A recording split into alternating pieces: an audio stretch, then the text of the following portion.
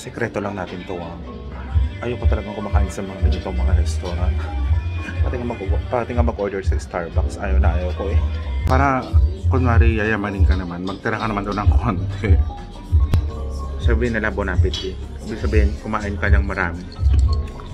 Busog ka sana. Yun sa ibig sabihin ng bon appetit. It's very good. I love the food.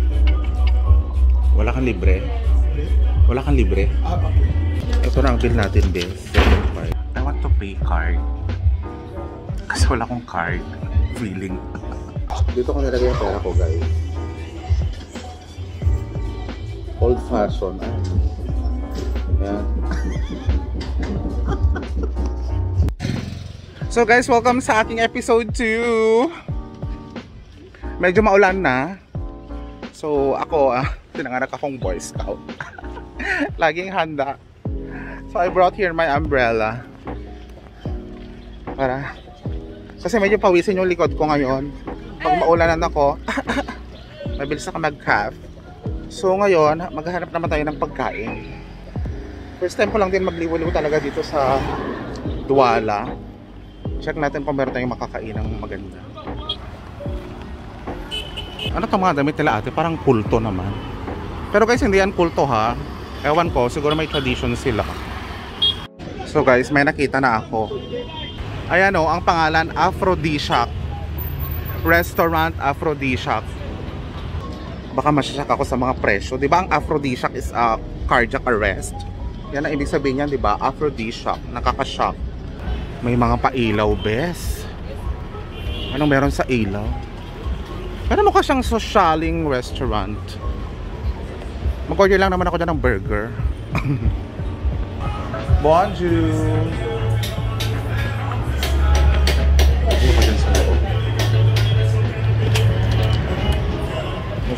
Bonsoir. Okay lang. Bonsoir. Mukha siyang mamahalin. Hi, mama. Bonjour. Sabi ko na nga ba, medyo mahal ang mga pagkain. Ma? Ni hao. Ni hao? No Chinese. I'm not Chinese. No Xinhua. Oui. Filipino. Oui, Philippine. So, ito yung mga presyo nila.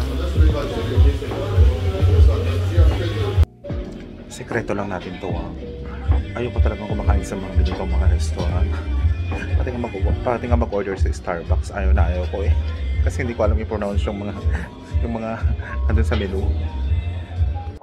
So guys, nag-order ako ng pule. Hindi ko alam kung ano. Basta alam ko chicken yun.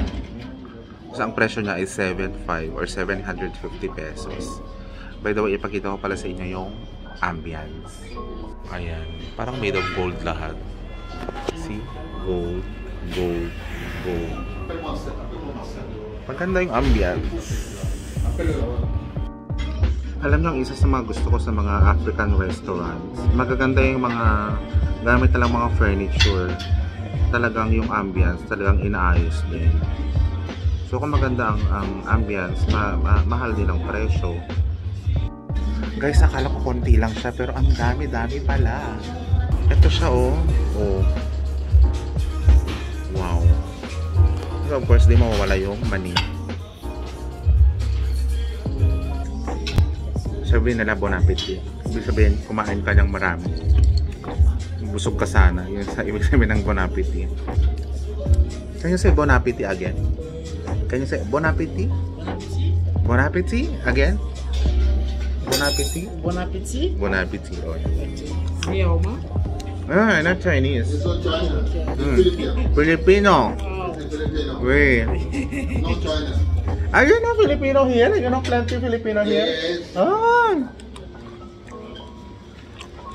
Plenty Filipino working to Super Maritime. Super? Super Maritime. Maritime. I don't know. Is that supermarket? No. It is ship.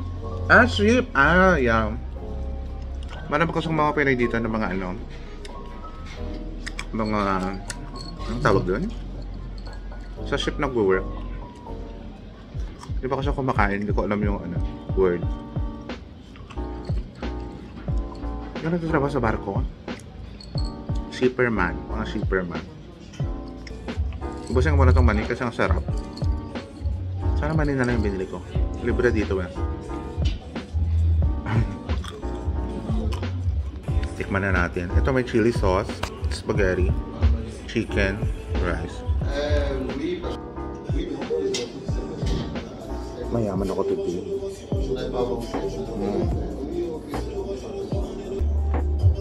Wala ko yung spaghetti. Yung spaghetti na walang sauce. Malabnaw. Sige, lagyan ko na lang ng sili. Para magkalas.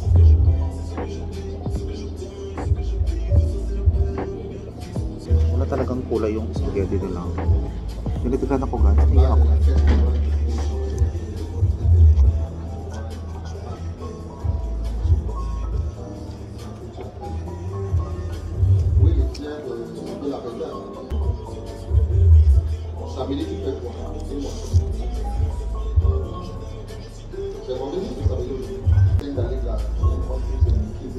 Chicken.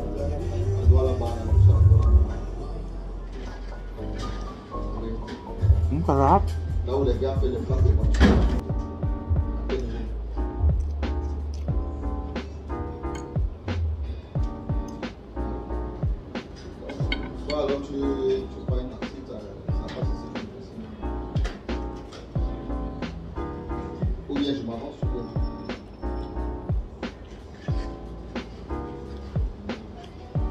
Sarap yung ano.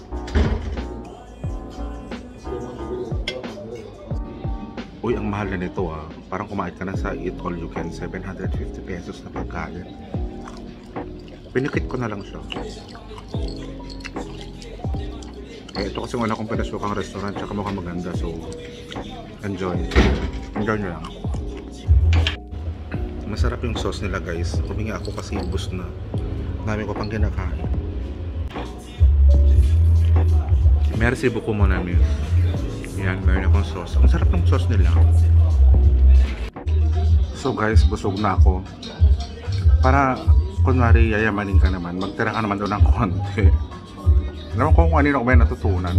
Kay Annabelle yata, shoutout kay Annabelle.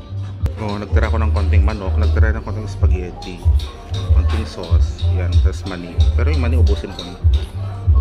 Hindi ko nag-order ng tubig kasi nga, ang tubig, 2,000. 200 pesos. May supermarket naman, so doon na lang ako bibili. Malapit lang naman, katabi ko lang. Perfect. Boss. I want to get my bill. Turuan ko kayo paano kumuha ng bill.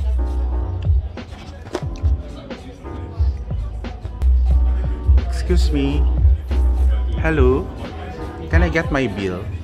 My bill. Receipt. Wait.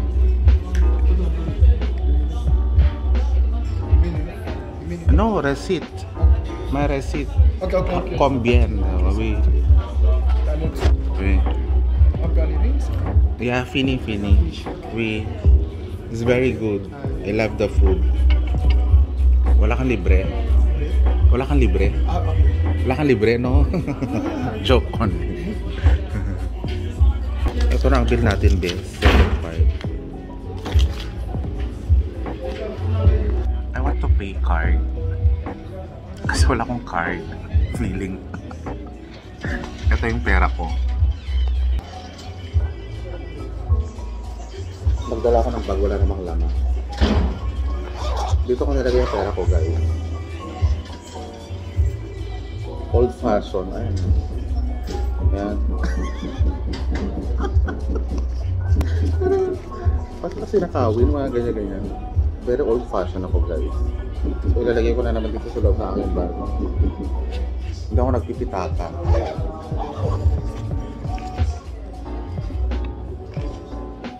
$10,000. In fairness naman, nag-enjoy ako ah. Full na full yung chan ko ngayon. So tamang-tama maglakad ako mamaya. Pero grocery muna tayo. Merci beaucoup. Mag-iwan naman tayo kahit po. Kasi nag-video-video pa ako dito. Mag-iwan tayo ng konti. So So guys, thank you so much for joining me in my vlog. Sa mga susunod na araw ulit, please subscribe and make sure na naging mayaman once in a while. Char.